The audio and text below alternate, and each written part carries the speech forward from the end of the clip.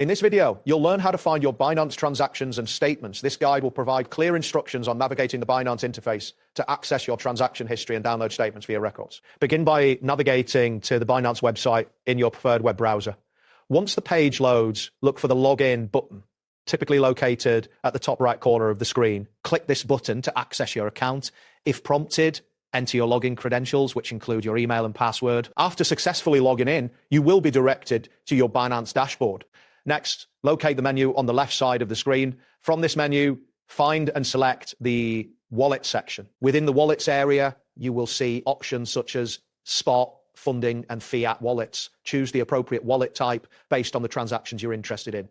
It is essential to select the correct wallet, as each type stores different transaction records. Once you select the wallet, you will gain access to its transaction history. After accessing the wallet, look for the option labeled transaction history or statement. Clicking on this will redirect you to a new screen where you can view your transactions. You will see options to filter your transaction records by date range. This allows you to specify the time frame for which you want to view transactions. Additionally, you can filter the records by categories such as deposits, withdrawals, or trades. Carefully review the listed transactions, and if necessary, scroll down to load more data to ensure you see all relevant records. In the transaction history section, you will have the option to download your statement. If you need a physical copy or wish to keep a digital record, click on the download option. Once the file downloads, take time to review the transaction details thoroughly. Use these statements for financial tracking or reporting purposes. It is important to save these files securely for future reference.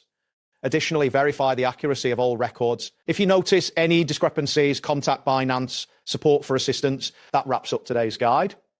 Thanks for watching, and catch you in the next tutorial.